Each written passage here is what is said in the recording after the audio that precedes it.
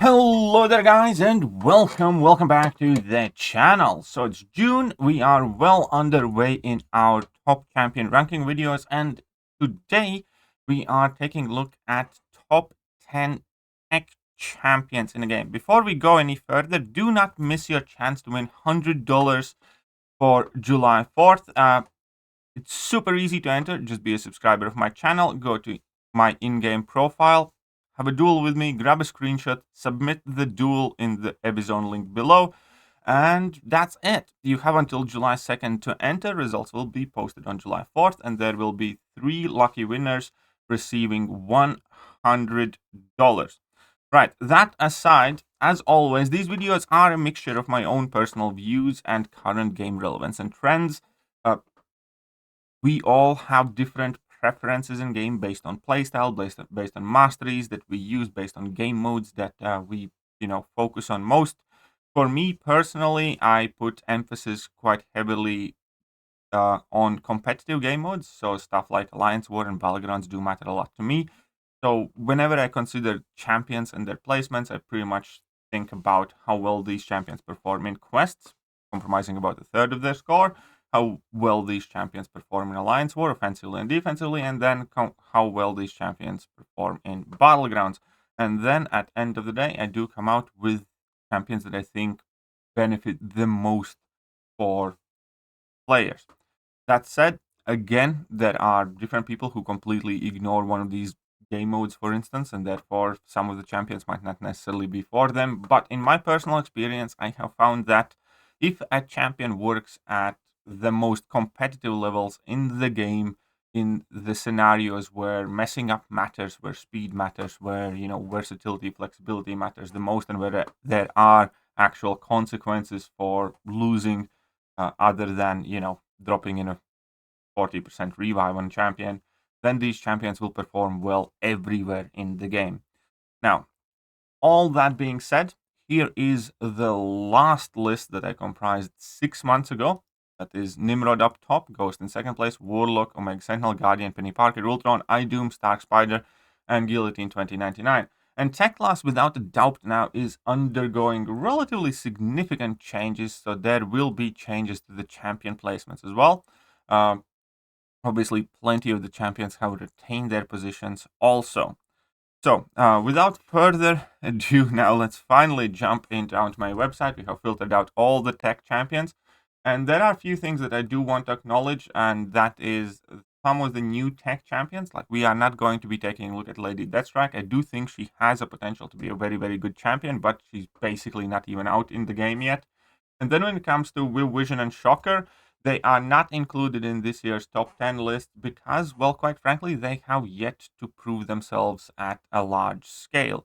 Out of all of the new champions, we only hear how Future Ant-Man, that has already kind of like claimed, made his claim to fame, and he is present in virtually all the game modes. And yeah, obviously there are individuals running Shocker and Will Vision, but I don't think anybody is going to argue that we see significantly less of them at the moment. And hopefully that changes soon enough with when they receive their balancing, and hopefully we do see some improvements potentially in both champions that would give them a better chance to compete with the top of the class champions. Now, that set aside, obviously tech class is getting significant boost in their skill and quality. There are few champions that recently or relatively recently got tuned up, and champions like Rocket Raccoon, for instance, who got tuned up a while ago, but now is getting more popularity due to being released as 7-star. Shuri is somebody that is actually going to make in top 10 list. I'm not going to talk too much about her. And there are plenty of tech champions that could make into this top 10 based on your personal preferences, in my opinion. But one of the most notable champions that I am not going to be listing in top 10 is going to be Idum. And ultimately, he made the list 6 months ago when he was much more new and much more hyped. And then I realized, if it would not be for prestige, and don't get me wrong, I'm not saying Idum is a bad champion at all. What I am, however, saying is, as somebody who has a rank 5 Idum, if prestige did not exist, I would prefer every single one of the champions in the top 10 list as a rank 5 6-star.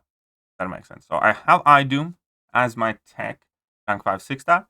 But if I would discount the prestige completely, which I obviously didn't, hence I ranked him, in that case, yeah, I would take any one of these champions on the top 10 list as my rank 5 over the Idum. That would be my argument here this time around for not putting him in top 10. I do think he's a solid champion. I do think he has value and he can solve problems for you.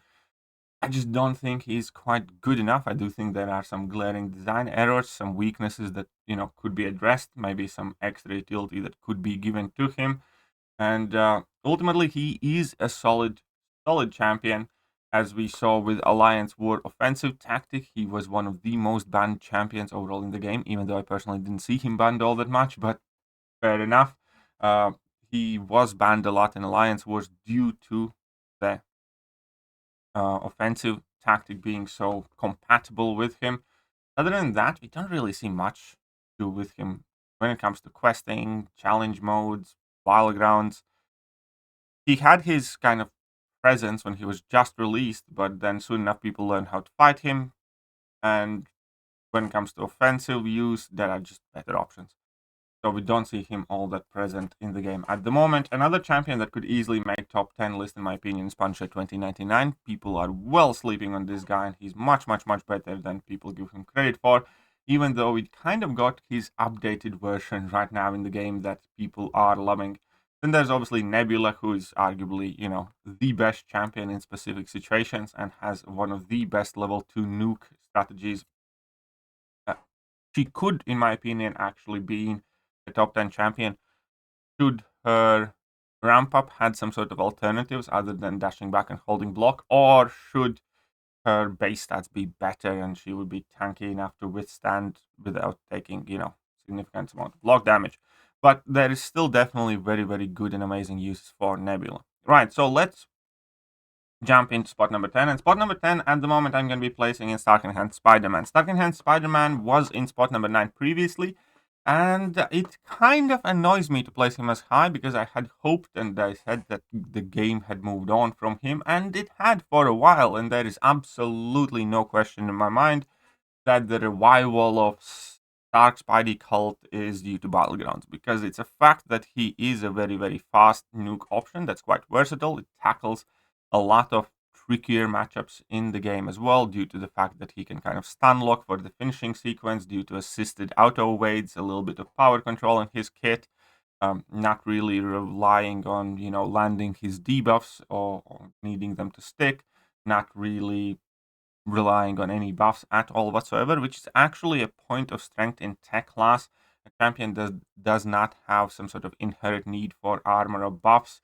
Often will sneak past a lot of nodes and abilities that otherwise do stop tech champions in their tracks relatively well. And as a result, obviously, due to Battleground, Stark-Enhanced SpiderMan has gotten more popularity across the rest of the game modes. He still has all of his inherent weaknesses. He is an absolute squishy boy. One mistake will set you back significant amount of your health pool. With that being said, very easy ramp up, and once you do, he just nukes through champions like nobody's business. Right, so I do think that Stark-Enhanced SpiderMan deserves the spot in top 10. He has moved down from 9th spot to 10th spot, but that has largely been due to arrival of a couple new champions. Then moving on to spot number 9, and I am still going to be placing Ultron in it. Now, there will be people who disagree with this choice, but I do think that a lot of people are just kind of overlooking the power of Ultron, because when it comes to questing, he definitely is up there with the top of the class. There's just no questions asked. And recent examples of Ultron being some of the best potential options for several of the story quest bosses and so on and so forth definitely gives him quite a bit of power. Champion that definitely also gets significantly more powerful if you do give him that Hulkbuster synergy. But even on his own merits, realistically, we do not see him all that much in Alliance War on defense or offense, because he is a Corvus food on defense, and people do try to avoid that. And on offense, that typically is relatively small sample size of champions that are being regularly used. But when it comes to Battlegrounds, we actually see somewhat decent amount of his usage at all. However, when it comes to, again, combining all of these aspects of the game, I do think that he presents himself well enough to land himself in spot number 9, and rightfully so, because he is completely bleed poison immune. Obviously, he is pseudo immune, or almost kind of, well enough immune to energy damage from stuff like incinerates and cold snaps and whatnot. Incinerate and shock effects suffer up to 80% duration reduction, which is quite helpful. Would be even more helpful if that would be potency reduction, or would he be able to heal from willpower, but it is what it is. Then some of his strengths include the fact that his functions are not bothered by ability accuracy reduction, therefore he is a quite solid domino counter without a doubt. And then obviously there is his damage, which without a doubt is also very, very, very juicy. Now, some people might accuse me of being somewhat biased, but I still do think that Ultron's buff was extremely successful, and even though his popularity has dipped somewhat, because there would have been a time in the game where I would have ranked him in top 5 techs, in all earnestly, and I believe that. The needs of the game have shifted, therefore I do think that he barely, but still holds his place in the top 10. For how long, I don't know yet, but he definitely is a champion that is not to be slept on. Moving on to spot number 8, and that's Penny Parker. And Penny Parker has kind of almost completely changed her role in the game, because most of the new champions arriving in the game typically present much, much, much more power on defense than they have the right to, because it takes a while for players to find the best counters, accumulate, and then obviously Kabam always releases tough hardcore counters to specific defenders, and Penny was no exception. When Penny arrived in the contest, she was viewed as an absolute nightmare on defense with very few counters. But then we learned to use, I don't know, Molemans, Massacres, Silver Surfers against her, and then obviously the release of Hulkling and Galen completely basically shut her down on defense, where it's, you can walk right through Penny Parker with relative ease. However, the thing that has let her remain relevant is her offensive prowess, which is something that a lot of people initially overlooked, and she's much, much more potent attacker than a lot of people realize. Yet another tech champion that does not have any buffs inherently, which is also something that is, in my opinion, uh, relatively valuable for tech class.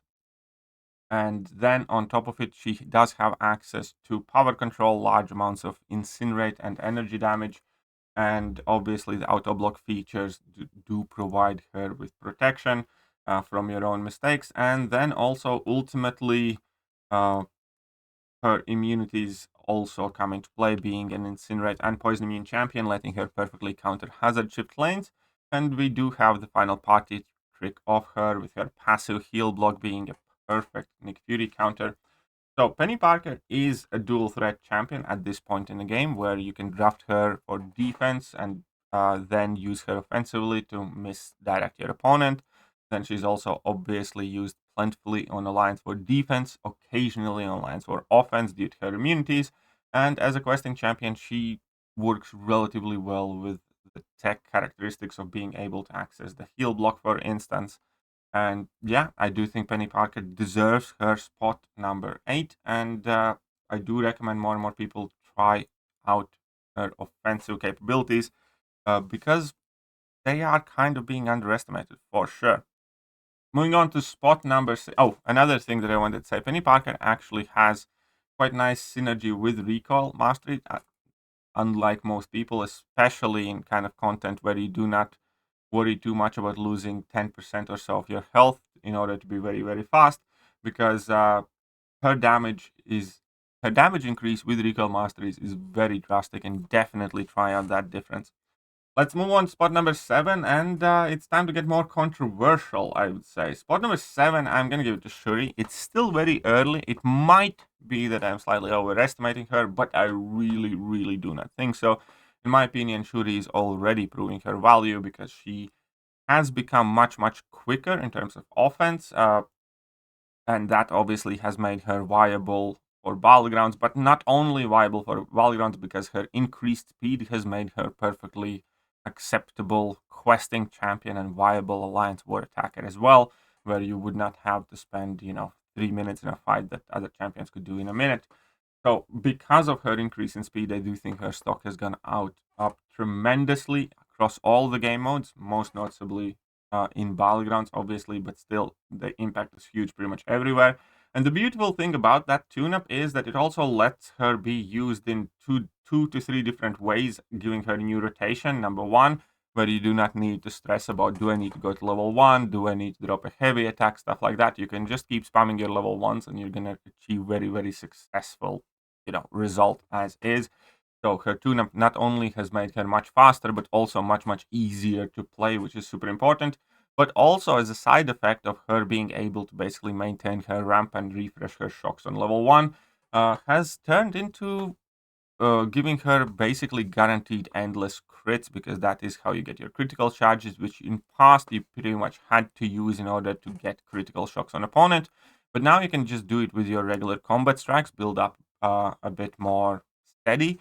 And as an upside to that is that basically for most of the fight after your first level 1, you will spend having guaranteed crits.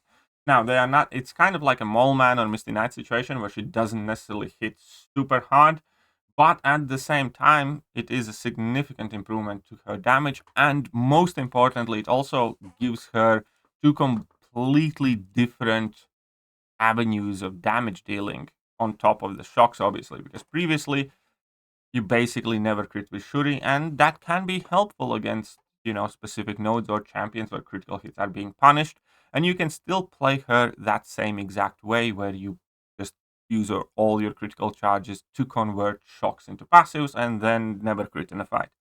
But the upside that she has now is that she can have access to all of these critical hits, therefore she benefits drastically more from any attack modifiers. And on top of it, there are also abilities or resistances or armor ratings that she can very easily bypass now, being able to crit. So this tune-up has been doing absolute wonders for her. Do not sleep on Shuri. She's, in all likeliness, going to be my next tech rank 4 before Vision, before Shocker, before a handful of other champions, unless I pull her as a 7-star, which has been the only source of hesitation, because I really, really do want to get my hands on a, powerful rank Shuri. So, spot number 7 for Shuri at the moment. Spot number 6, still Guardian. He's still a Chad. He's still underestimated on defense and defensive as a defensive champion, and definitely has a ton of versatility and potential offensively with his massive, massive energy resistance, basically bypassing all of Domino's crit fail damage because it's classed as an energy damage. He is one of the best Domino counters in the game as well. And then on top of it, obviously, ability to block parry projectile basic attacks. That's super awesome. His resistance to bleed, which makes him very liquid courage double edge friendly. Massive block proficiencies, which allows him to block safely against super inflated attacks. And then access to huge amounts of shock damage. Obviously, he's one of the tech non-crit champions. Access to taunt is quite useful as well. And yeah, that is Guardian. He's relatively straightforward and also still very, very powerful. I think now with 7 stars, his value is kind of probably going to go up even higher, because opponent's block penetration, defensive stat focus will not be as effective against him as it would be against most of the champions in the game. And his increased armor and everything surrounding his tankiness will let him be viable against these tankier, higher challenge rating champions, in my opinion. So ultimately, still a very, very strong, powerful champion, which you do undoubtedly want to get to Sig 200. That is kind of like one of the baseline requirements for him. Okay, let's move on into our top 5, and that is going to be Omega Sentinel. And Omega Sentinel, well, there's no perfect way to say this, but she was slightly overhyped by myself included. But at the same time, I still kind of stick by her because she does have a ton of versatility, and just because she has dropped off in the battlegrounds to a degree, does not mean that she isn't a monster pretty much elsewhere. She is a very, very vital Alliance War attacker, as being a tech that is completely immune to nullify. That was also one thing that I wanted to discuss about Shuri, where she's a tech champion that's effectively buff immune, which also gives Shuri much more value. Anyways, back to Omega Sentinel. Uh, she's immune to Nullify. She can bypass Miss. She has access to Heal Block. She can be very tanky and safe offensively with her guaranteed auto block. And obviously, her ability accuracy cannot be modified against mutants, making her a very, very solid domino counter. Now, the reasons why she's maybe not as popular in Battlegrounds is just because she's not the fastest option, and Kabam recently has been doing a lot of nuke metas where Omega Sentinel cannot necessarily keep up with the fastest kind of like nukers of the game, and her defensive value has also slightly fallen off for similar reasons as Penny Parker, where there are just more and more counters being released, and quite frankly, we have just learned how to fight against her, because she can be a very tanky champion, but her downside is her small amount of HP. So if you are able to bypass her super high energy resistance or armor rating, she can go down very, very quickly.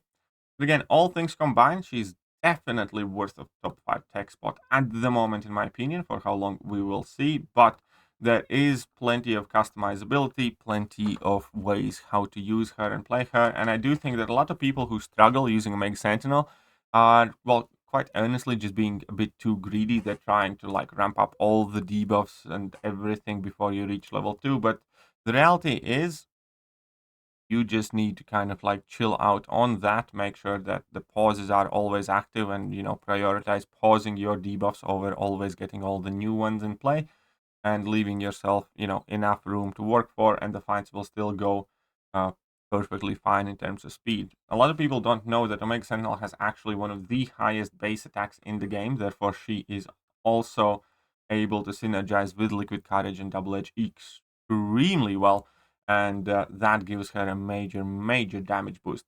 And we can see that strategy used in Alliance Wars quite often, where Omega Sentinel is just brought in and basically just, tanks down the opposing champions with basic hits, maintaining like one heal block debuff on opponent, because that's often what it's needed. So I do think that she's a bit of a victim of her own abundance of abilities, and people just try to get all of it on the table and want to insist that all of it has to work, when that is not the reality.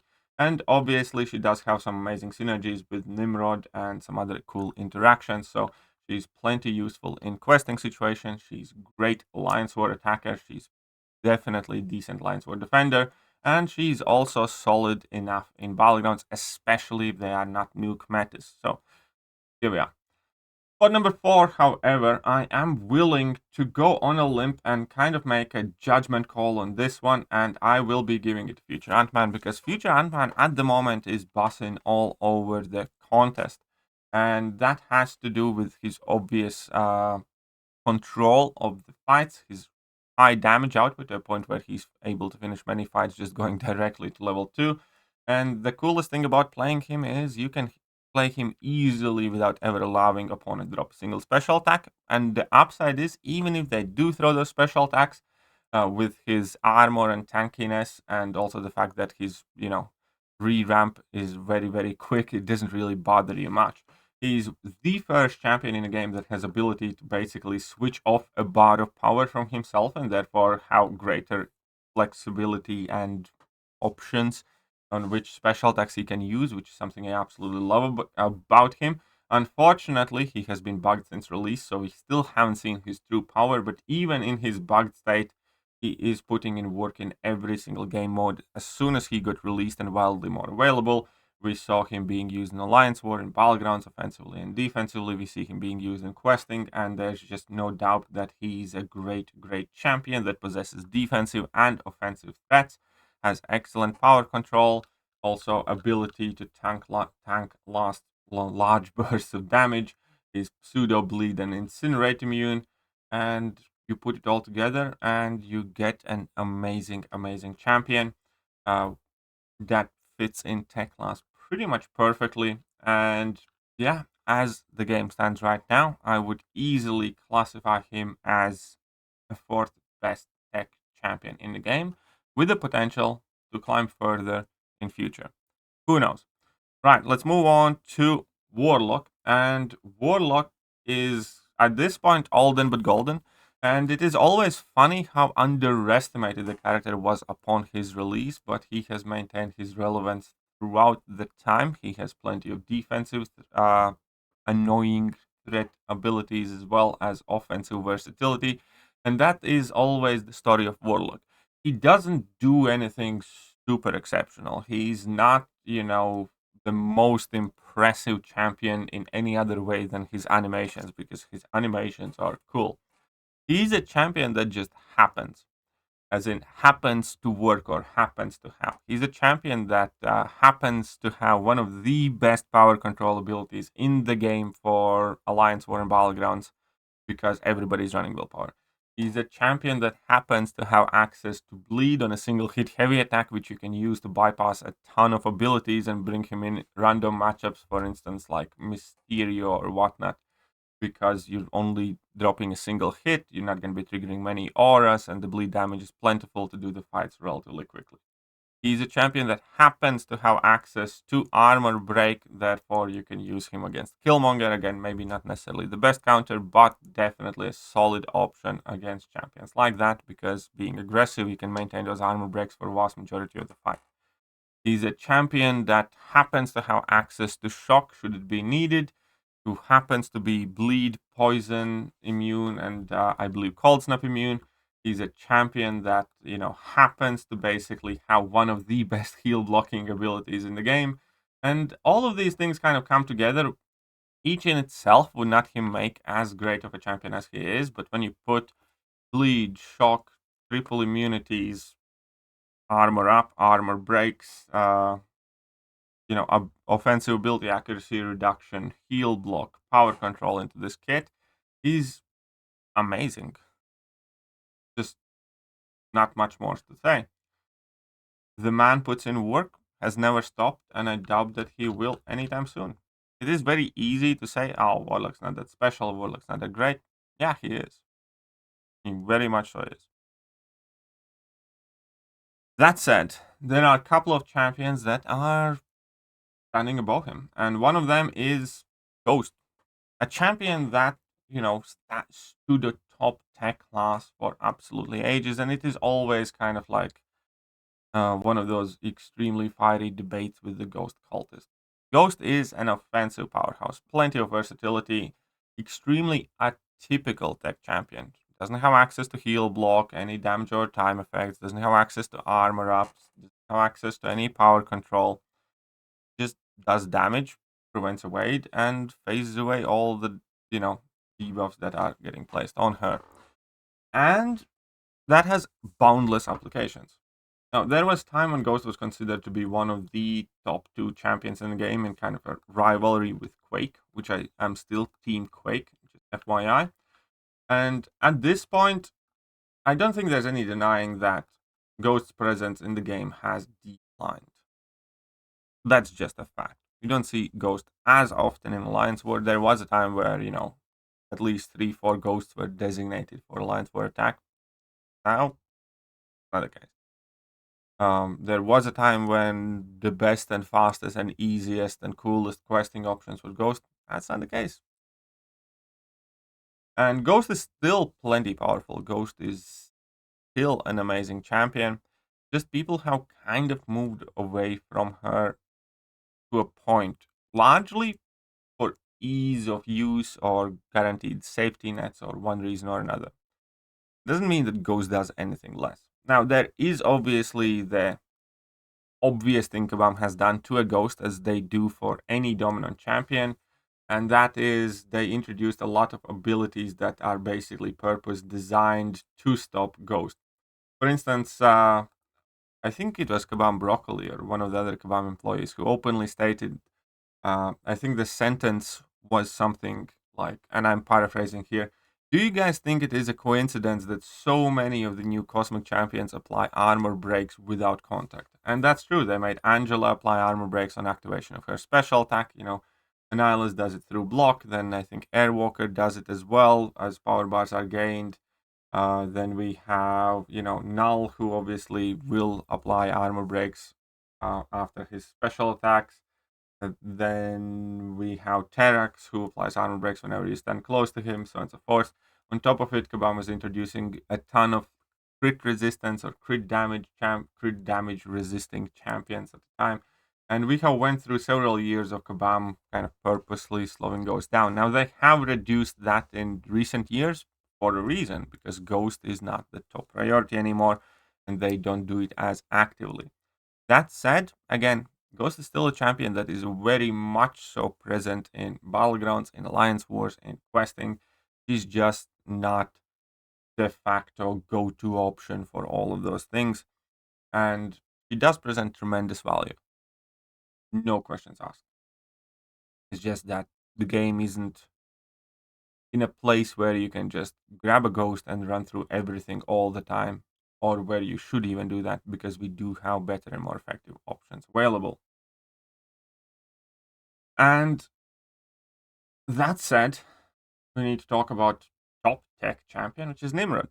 And a lot of people here will immediately make an argument that Ghost is better because she, is less specific and she deals with kind of like more general fights more often. But people, well, number one, underestimate how good Nimrod is in a casual fight, going up against some random opponents like Mortal Abomination or things like that. He doesn't just destroy mutants. That is very, very important to know. Perfectly capable offensive monster in general. But the thing that I think elevates Nimrod up to the very top is because this man pretty much single-handedly has made mutant class irrelevant on defense, with like one champion exception, which is Bishop. But there are plenty of techs who take care of that now, and that is on top of everything else definitely like a major thing. The existence and release of this champion is without a doubt a bane in Kabam devs uh, design process for releasing new mutants, because the man is just too powerful and he runs through mutants like nobody's business. And just because we have Nimrod, we see far fewer mutants placed in Alliance for defense. We see far fewer mutants placed in battlegrounds and used in battlegrounds as defenders, and rightfully so, because he just runs through them in like 30 seconds and doesn't break a sweat. And obviously, on top of that, he has a ton of utility in his own kit. Ton of tankiness, access to unstoppable, access to shocks. He has regeneration and prowess control, one of the best controls of those effects in the game.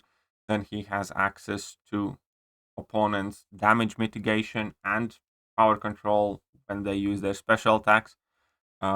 As I said, energize and energy vulnerability, giving him significant increase in combat power rate, access to regen in longer quests or longer fight situations, and immune to armor breaks, which is a very tough pill to swallow to a lot of champions who are typically meant to counter him. And obviously immune to ability accuracy reduction against mutants, making him perfect domino nuke. And that is Nimrod.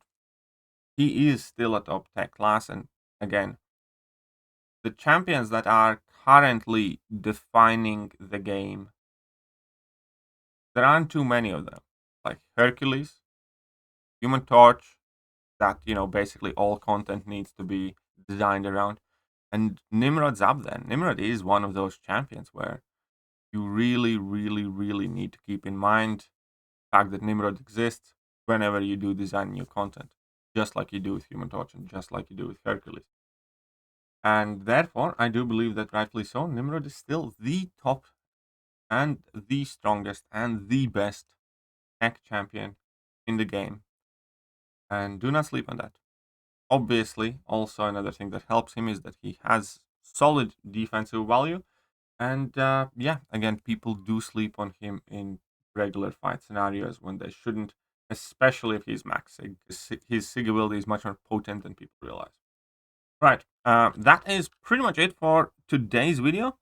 Let me know what you guys think. So I will put in the old and the new tech rankings right here. So as you can see, the top 3 has not changed. The Mega Sentinel has slid down a bit by 1 position because of a new coming future Ant-Man.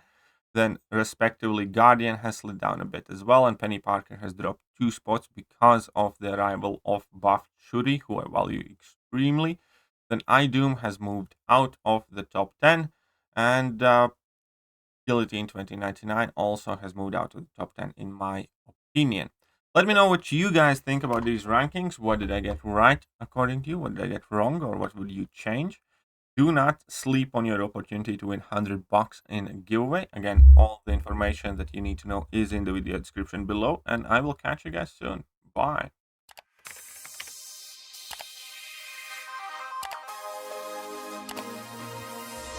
Hello there guys, and welcome back to the channel. So we have all the information about